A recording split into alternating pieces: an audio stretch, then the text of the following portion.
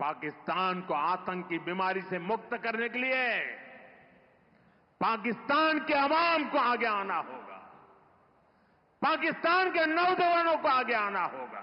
He's saying that Pakistan की जो दहशतगर्दी की बीमारी है, ये बीमारी है। वो कह रहे हैं आप बीमार हैं, आप पूरी कौम को वो कह रहे हैं कि आप की यूथ को सामने आना पड़ेगा। मोदी पाकिस्तान को दहशतगर्दी का एपिसेंटर साबित करने के लिए सरतोड़ कोशिशों में मसरूफ है। सुख चैन की जिंदगी जियो, रोटी खाओ, वरना मेरी गोली तो है ही। वो कह रहे हैं कि सुख चैन की जिंदगी जियो, वरना मेरी गोली तो है ही है तुम्हारे लिए। वो सीधा सीधा कह रहे हैं कि मैं पाकिस्तान के लोगों को कत्ल करूंगा। मसला सोच का है, एक ऐसे शख्स की सोच का जिसके पास इख्तियार भी है और हम नवा भी। तो मिसाल बंदर वाली है ना कि जिसे माचिस पकड़ा दो तो जंगल में आग ही लगाएगा। एक तो मौजूदा दौर में नेतन्याहू और मोदी दोनों फैशिस्ट हैं, दोनों की सोच इंतहा पसंदी की है, और दोनों जो हैं मैं कहता हूँ आइडियोलॉजिकल फर्स्ट कज़न्स हैं।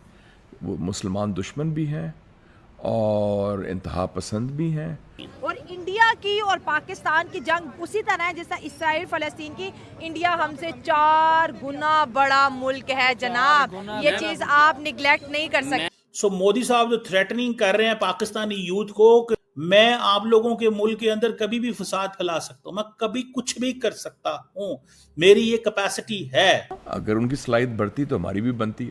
तो हम तैयार भी हैं, हिम्मत भी है, सलाहियत भी है, कुव्वत भी है और नीयत भी है कि हम अगर ऐसी कोशिश की तो उसको टिका के खुल के जवाब मिलेगा। स्ट्रांग। भारत के वजीर आज़म प्राइम जो नरेंद्र मोदी साहब हैं, वो एक तकरीब से खिताब कर रहे थे और उन्होंने कहा है कि मेरी गोलियां पाकिस्तान की यूथ के लिए हैं। ये जरा तकरीर सुने मोदी साहब की एंड देन इसके ऊपर बात करते हैं ये क्यों कर रहे हैं बात। पाकिस्तान को आतंक की बीमारी से मुक्त करने के लिए पाकिस्तान के अवाम को आगे आना होगा। He is saying that Pakistan की जो दहशतगर्दी की बीमारी है, ये बीमारी है। वो कह रहे हैं आप बीमार हैं, आप पूरी कौम को वो कह रहे हैं कि आप की यूथ को सामने आना पड़ेगा। ठीक है, ये क्यों पाकिस्तान का आजकल बड़ा जिक्र कर रहे हैं? ये तो बात नहीं करते थे। ऑपरेशन सिंदूर चल रहा है ना, इसलिए वो कह रहे हैं ताकि लोगों को गरमाना है। वो जो जहाज गिरे हैं, जिन जहाज़ों की अभी टेंशन चल रही है, वो अवाम को क्या बताएं? उसको लंबा करेंगे ऑपरेशन को, इस बिटवीन नैरेटिव अपनी मर्जी का लेके आएंगे। ये है असल बात। और ये जिंगोइज्म, वॉर मॉन्गरिंग, एक्सट्रीमिज्म, ये जरा सुने, अगली बात सुने जरा मोदी साहब क्या कह रहे हैं। पाकिस्तान के नौजवानों को आगे आना होगा। सुख चैन की जिंदगी जियो, रोटी खाओ, वरना मेरी गोली तो है ही।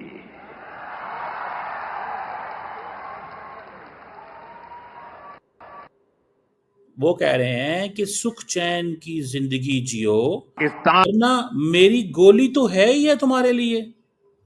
वो सीधा सीधा कह रहे हैं कि मैं पाकिस्तान के लोगों को कत्ल करूंगा। क्यों कह रहे हैं मोदी साहब? मोदी साहब तो 1.4 बिलियन लोगों के वजीर आजम हैं और कहते हैं हमारा खतरा हमें चीन से है। सारा फोकस पाकिस्तान पे है, खतरा चीन पे है। जब अमेरिका से बात करेंगे तो कहेंगे माई बाप, हम चाइना के साथ लड़ने के लिए तैयार हैं, हम चाइना के साथ सारा कुछ करेंगे, तैयारी है हमारी। जब इंडिया वापस आते ही कहते हैं पाकिस्तान पाकिस्तान, शुरू हो जाते हैं पाकिस्तान के खिलाफ। और पाकिस्तान के यूथ को कहा है कि मैं तुम्हें मारूंगा, गोलियां मारूंगा पाकिस्तान के यूथ को। This is what he saying, this is what he is saying.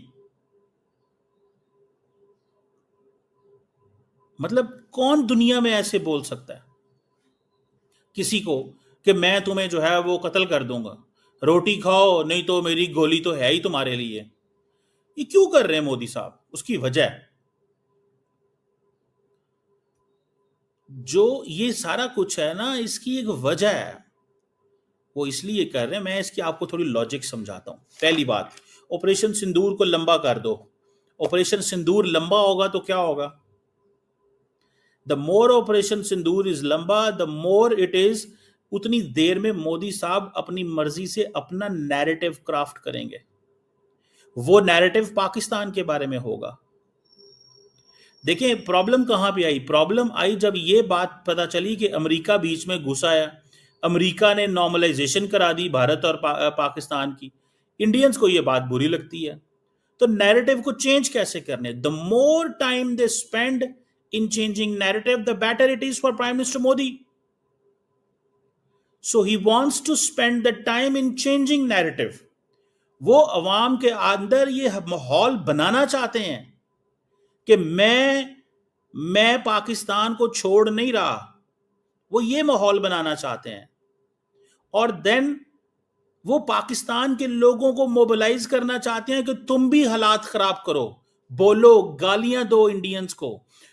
Pakistani leadership भी इंडियन लीडरशिप को गालियां दे, पाकिस्तानी लीडर भी इंडियन अवाम को गालियां दें, पाकिस्तानी लीडर ये शहबाज शरीफ कहें कि मैं इंडिया के लोगों को गोलियां मारूंगा, ये शहबाज शरीफ साहब कहें। ये सूट करता है मोदी साहब के नैरेटिव को, ये याद रखें। और मैं ये जाती तौर पे समझता हूं, this is what I understand, this is what I understand. मैं ये समझता हूं that the government of Pakistan जो है वो इन चीजों में नहीं पड़ेगी। द गवर्नमेंट ऑफ पाकिस्तान को इस चीज का पता है कि हमें क्या करना है। गवर्नमेंट ऑफ पाकिस्तान को इन चीजों को अंडरस्टैंड करती है कि हम ये अगर करेंगे, अगर हमने लड़ाइयां शुरू कर दी, माहौल हमने बनाना ये शुरू कर दिया, तो फिर तो गई बात। तो माहौल ही तो नहीं बनाना चाहते, वो माहौल नहीं बनाना चाहते किसी कीमत पे भी। पाकिस्तान माहौल को ठंडा रखता है, इंडिया गर्म करता है। मोदी साहब का बड़ा दिल करता है कि मैं ये एक्सट्रीमिज्म का नैरेटिव पाकिस्तान में चलाऊं, रोज शोर मचे। हो सकता है ये पाकिस्तानी मीडिया मोदी साहब की इस चीज को चलाए भी ना, बिकॉज वो अगर चलाएंगे तो वो basically they are helping Modi साहब। सो मोदी साहब जो थ्रेटनिंग कर रहे हैं पाकिस्तानी यूथ को कि मेरी गोली तुम्हें कत्ल कर देगी, आराम से रोटी खाओ, नहीं तो मतलब ये कि तुम्हें मैं कभी भी मार सकता हूं, मैं तुम्हें कभी भी कत्ल कर सकता हूं, मैं आप लोगों के मुल्क के अंदर कभी भी फसाद फैला सकता हूं, मैं कभी कुछ भी कर सकता हूं, मेरी ये कैपेसिटी है, मेरी ये कैपेसिटी है कि मैं आपके मुल्क के अंदर कभी भी किसी वक्त कुछ भी कर सकता हूं। ये वो चाहते हैं, ये वो सर जी चाहते हैं, ये वो एक माहौल दे रहे हैं। यहां पे पाकिस्तान को जारी बात है, देखना पड़ेगा कि ऐसे ही चलेगा या कि पाकिस्तान अब होगा क्या। ये this is in the state of the war में, हम Pakistan is in state of war.